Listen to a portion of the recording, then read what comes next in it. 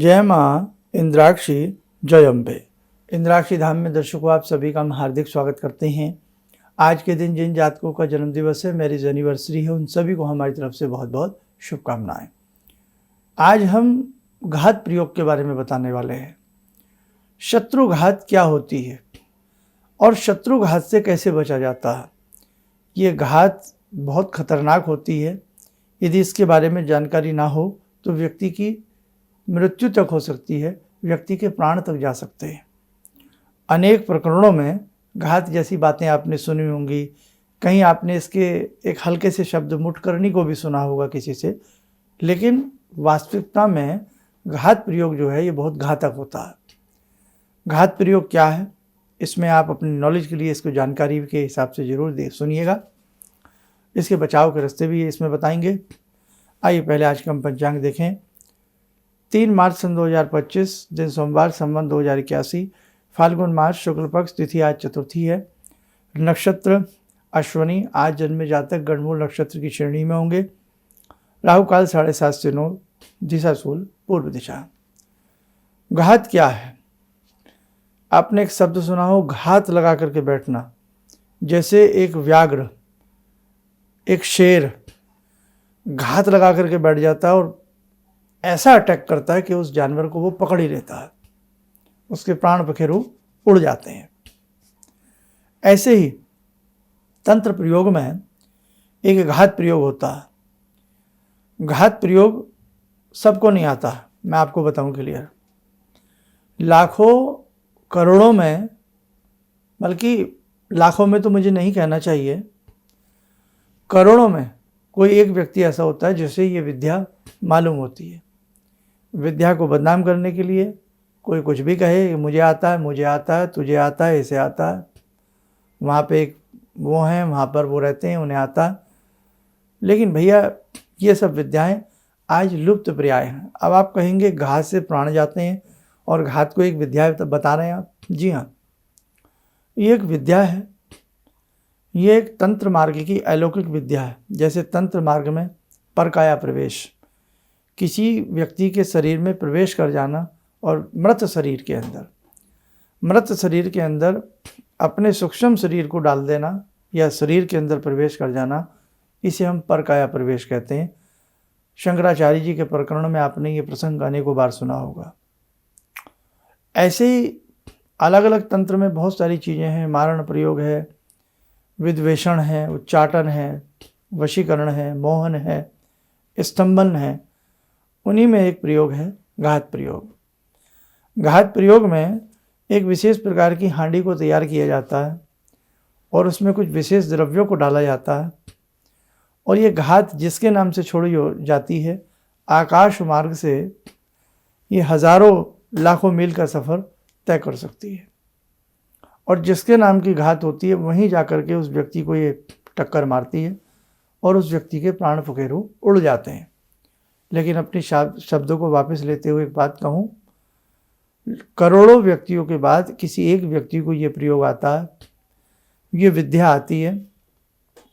अब आप फिर कहेंगे फिर विद्या कह रहे हैं साहब, ये तो किसी के प्राण ले लेती है। नहीं साहब, चाकू घर में सब्जी काटने के लिए है। अब आप उससे किसी की उंगली काट दो तो बेटे चाकू की क्या गलती है?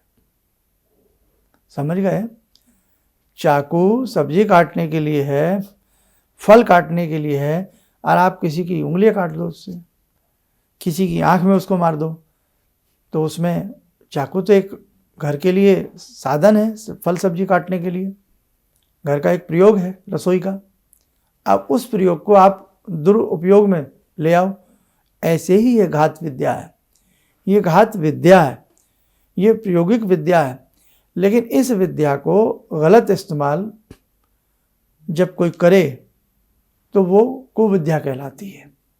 अव्वल तो जिसके पास ये विद्या होती है वो इस विद्या का गलत प्रयोग नहीं करता। ये ज़्यादातर अफवाहें, वहम, एक दूसरे को डराना, वहाँ ये इन चीज़ों का प्रयोग किया जाता है। अदरवाइज़ बेटा ध्यान रखना, इस प्रकार से कोई व्यक्ति इतनी बड़ी विद्या को सीख करके किसी का बुरा नहीं कर सकता। अब देखें आप,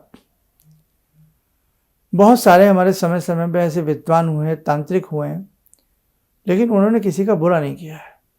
तंत्र को आज सरेआम बदनाम किया जा रहा है, जबकि तंत्र एक उच्च कोटि की विद्या है।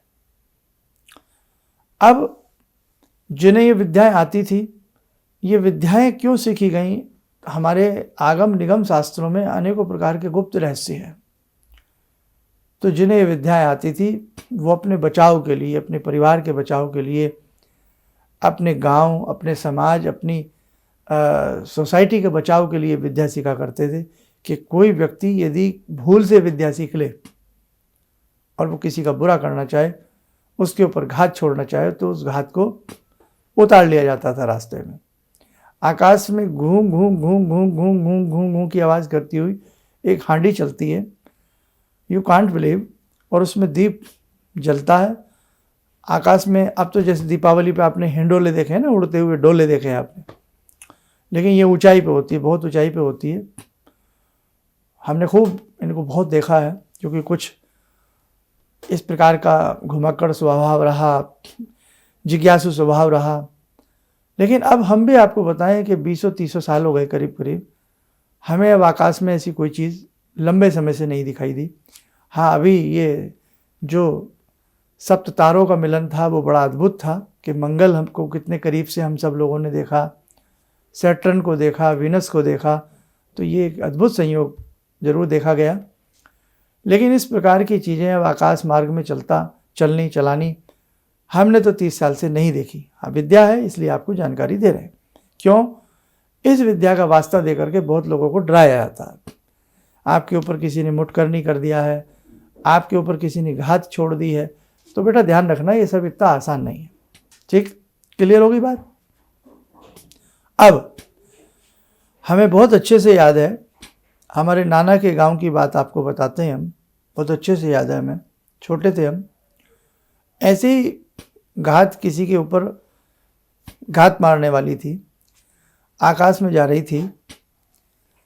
तो विद्वान जो वो जन थे, नाम तो क्या लें, विद्वान जन थे, उन्होंने देखा कि भाई किसी के लिए घात जा रही है आकाश में और इसको उतार लिया जाए ताकि उस व्यक्ति के ऊपर जाकर के उसकी जान बचे। तो मंत्र बुदबुदाए गए, आकाश में कुछ चावल के दाने और कुछ जल उछाला गया और कुछ मंत्र पढ़ कर के उन्होंने कुछ मंत्र बुदबुदाए जो उनको आते होंगे, उन्होंने वो मंत्र बुदबुदा करके कुछ भभूत सी आकाश में ऊपर डाली। और ये सब करने से पहले आपको अगर याद हो, अब भी हैं गांव में, ओखली हुआ करती थी, एक मूसल जो ओखली होती थी जिसमें धान कुटता था और बहुत सारी चीज़ें कुट जाती थी। आज भी गांव के आंचल में ये चीज़ें पाई जाती हैं। शहर तो भैया शहर हैं, उनकी तो बात क्या, सब कुछ पैकेटों में आता। तो जो मूसल था वो कुछ घरों में बड़े हैवी मूसल हुआ करते थे, तो बहुत हैवी मूसल था, उसको कहीं दूर 30-40 फीट पे मिट्टी में उसको गाड़ दिया गया, फटाफट आनन फानन में सारा काम किया गया। और मिट्टी में उसको जब मतलब उन्होंने देखा होगा, उस समय देखा कि भाई कोई चीज़ आसपास क्या है, देखा मूसल है, फटाफट इसको गाड़ दो। किसी तरीके से थोड़ा गड्ढा सा करके मूसल को गाड़ा और ये सारी प्रक्रिया मुश्किल से 5 मिनट के अंदर हुई होगी। और उन्होंने जो वो भभूत सी बुदबुदाई, तो वो जो घात था, गोला सा होता है, हांडी सी होती है, वो उस मूसल के ऊपर गिरी और मूसल इतना बड़ा मजबूत था, इतना जाड़ा मोटा था, उसके 2 हिस्से हो गए बीच में से। आकाश की बिजली जहाँ गिर जाती है ना, वहाँ के एरिया को ध्वस्त कर देती है। तो आकाशीय बिजली की तरह इसका प्रहार होता है। लेकिन बेटा ये सब चीज़ें अब नहीं है, क्योंकि मेरे पास कई बार इस प्रकार के फ़ोन आते हैं कि किसी ने कहा है हम किसी तांत्रिक सम्राट से या कहीं भी जो भी है XYZ, कहीं किसी से हम मिले, हमें बताया आपके ऊपर कोई मुठकरनी प्रहार हो रहा है, आपके ऊपर कोई घात प्रहार हो रहा है। तो मैं आपको रियलिटी बताऊं, अब इतने बड़े विद्वान नहीं हैं जो घात उड़ा सकें और घात को काबू में ला सकें। ये विद्याएं विलुप्त प्राय हैं। अब 99.99% हमें भ्रमित करके हमें डराया जाता। ये ध्यान रखना, मेरी बात बहुत लोगों को आज चुभेगी, कड़वी लगेगी, लेकिन बेटा ये वास्तविकता है। इसलिए कई इस प्रकार के गंभीर सब्जेक्ट, गंभीर बातें, अनसुने पहलू आपके सामने हम लेकर के आने का प्रयास करते हैं। आप में से हज़ारों लोग तो आज ऐसे होंगे जो शायद फर्स्ट टाइम इस चीज़ को सुन रहे होंगे, विश्वास भी नहीं करेंगे। संसार में क्या है, क्या छिपा है, पृथ्वी के अंदर क्या छिपा है। धरती माँ रत्न प्रसीवनी है, रत्नों को उत्पन्न करने वाली हैं। इसी मिट्टी से हम उत्पन्न होते हैं, इसी मिट्टी में हम मिल जाते हैं। इसी मिट्टी में इतनी सुंदरता है, भगवती की कृपा है, वसुंधरा की कृपा है, हमारी भू माता की कृपा है हमारे ऊपर। उसी मिट्टी में मीठा आम पैदा होता है और उसी मिट्टी की जड़ में हो तो करेला उत्पन्न हो जाए, है ना। कहाँ मिठास और कहाँ कड़वाहट। उसी मिट्टी में मकई के दाने फूटते हैं, उसी मिट्टी में ज्वार के दाने फूटते हैं। उसी मिट्टी के गर्भ में, उसी भूमि के गर्भ में कहीं खनिज है, कहीं स्वर्ण है, कहीं चांदी है, कहीं सोना है और कहीं चटकते हुए गुलाब है। तो वास्तव में हम लोग धन्य हैं। इसीलिए बेटे, जब सो कर के उठो तो पहले इस वसुंधरा को प्रणाम करो, इस पृथ्वी माता को प्रणाम करो। ये रत्न प्रसीवनी है, रत्नों को उत्पन्न करने वाली पृथ्वी है। इसलिए कहाँ क्या छिपा है ये जानना इतना आसान नहीं है। आज ज्योतिष को या इस प्रकार के सब्जेक्टों को मजाक सा बना करके लोगों ने रख दिया है। तो ज़्यादा मैं कुछ ना कहूँ, कम में समझें कि भारत की ये विद्याएं अनमोल हैं, लेकिन ये मजाक का कारण कई बार बन जाती हैं। इसलिए किसी बहकावे में ना आए, किसी डर का शिकार ना हो। अब हम बचाव की बात करते हैं। हमने बताया 99.99 अब ऐसा नहीं है। और वो जो पॉइंट बचा है एक, यदि आपको लगता है कि नहीं साहब ऐसा है, नहीं साहब ऐसा है, तो उसके लिए एक बेजोड़ उपाय सुन लें। आप प्रतिदिन दुर्गा कवच का पाठ किया करें। आपने, जिन्होंने दुर्गा कवच पढ़ा उन्होंने सुना हो कि हे भगवती मेरी चारों दिशाओं से आप रक्षा करें। उत्तर में फला भगवती रक्षा करें, दक्षिण में फला भगवती रक्षा करें, आकाश में फला भगवती रक्षा करें, पृथ्वी पर फला भगवती रक्षा करें, नैऋत्य कोण में भगवती रक्षा करें, ईशान कोण में भगवती रक्षा करें, वायव्य कोण में भगवती रक्षा करें। तो जिस साधक को दुर्गा कवच कंठस्थ हो जाता है या पढ़ के ही आप पढ़ते हैं, तो दुर्गा कवच में चहुं दिशाओं से आपकी रक्षा हो रही है। कोई ऐसी दिशा नहीं हो सकती जो आपके ऊपर हमला कर सके, जो आपके ऊपर आक्रमण कर सके। हमारे शावर मंत्र इतने ताकतवर हैं। ये तो दुर्गा सप्तशती का कवच तो अमूल्य धरोहर है ही हमारे देश की, विरासत है दुर्गा सप्तशती हमारे देश की। ऐ हनुमान 12 वर्ष का जवान, हाथ में लड्डू मुख में पान, हाँक मारत आए बाबा हनुमान, मेरी भक्ति गुरु की शक्ति, फुरो मंत्र गोरख वाचा। ये साबर मंत्र इतना शानदार साबर मंत्र है, अगर आप इसे सिद्ध कर लें, हिंसक पशु भी आपके सामने खड़ा हो ना, आपसे आंखें नहीं मिला पाएगा, दुम दबा करके निकल जाएगा। क्यों?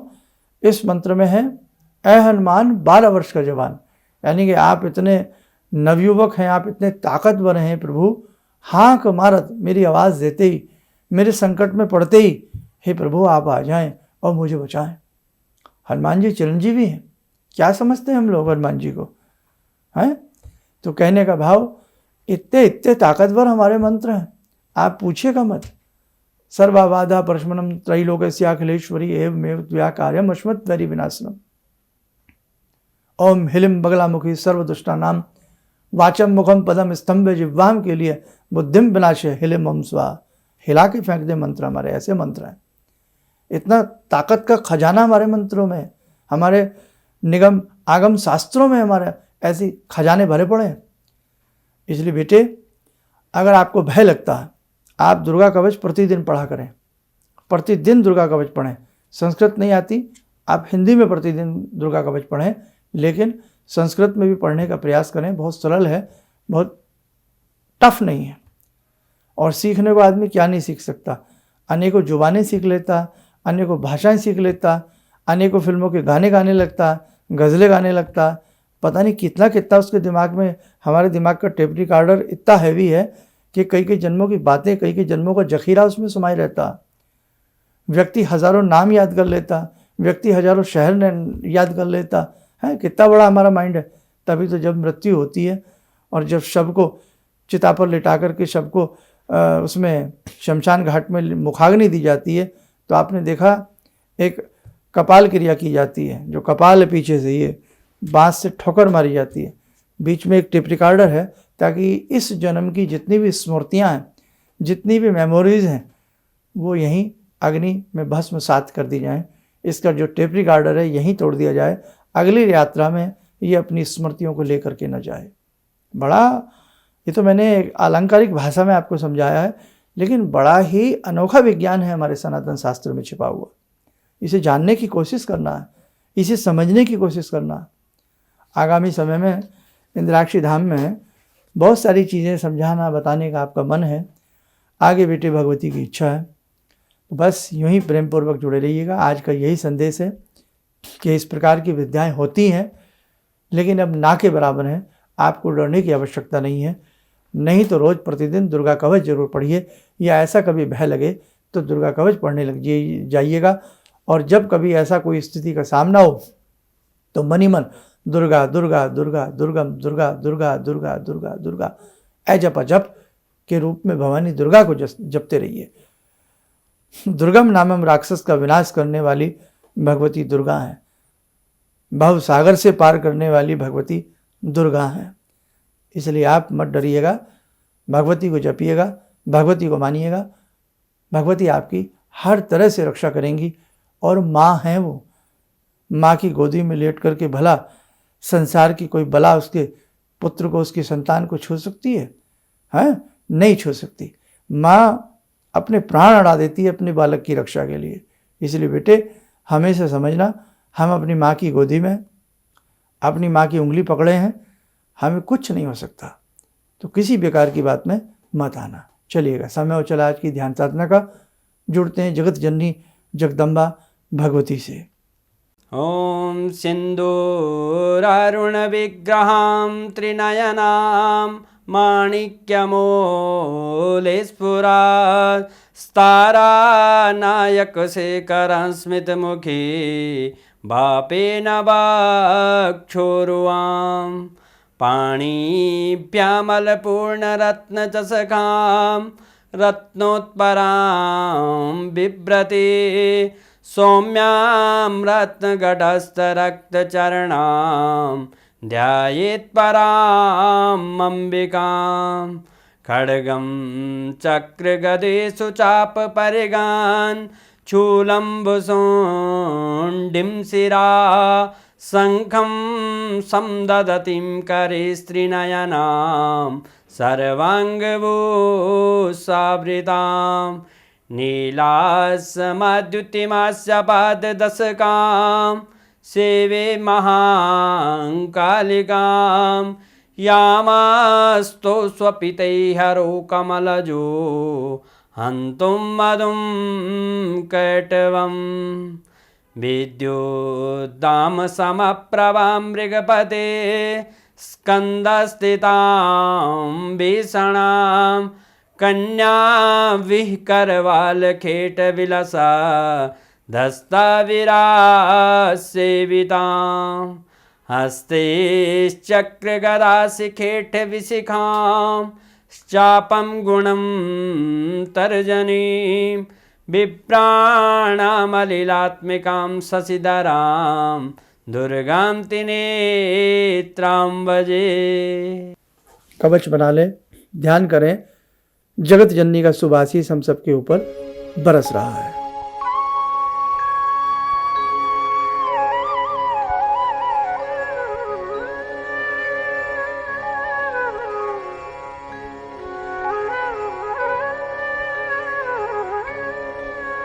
ओम बोलते हुए नेत्र खोलें, सामान्य हो जाए। आगामी अंकों में और भी कुछ इस प्रकार की जानकारी हम आपको देने का प्रयास करेंगे। बस यूं ही हमारे समस्त प्लेटफॉर्म से आप लोग जुड़े रहिएगा। चलिएगा, आप सब लोग स्वस्थ रहें, सुखी रहें। इन्हीं शुभकामनाओं के साथ हम अपनी वाणी को विराम देते हैं। जय जय अम्बे। भगवान से जुड़ो और भगवान को से जुड़ने का जरिया आपने बताया, बहुत अच्छा लगा, बहुत धन्यवाद। और सनातन धर्म को जिंदा रखने के लिए आप जो प्रयास कर रहे हैं बहुत सराहनीय है। हम लोग को मौका मिला है, हम लोग भाग्यशाली हैं जो आपके करीब आने का हम लोग को मौका मिला है। किसी भी समस्या के समाधान के लिए मिले प्रसिद्ध हस्तरेखा एवं वास्तु विशेषज्ञ प्रोफेसर धर्मेंद्र शर्मा जी से। नोट: शिविर में भाग लेने हेतु एवं व्यक्तिगत रूप से मिलने के लिए कॉल करने का समय सुबह 10 बजे से शाम 6 बजे तक। हमारे विभिन्न ज्ञानवर्धक कार्यक्रम देखने के लिए आप हमें अभी सब्सक्राइब करें, बेल आइकन को प्रेस करें ताकि आप देख सकें हमारा कार्यक्रम सबसे पहले। और अधिक जानकारी के लिए फेसबुक पेज को लाइक करना न भूलें।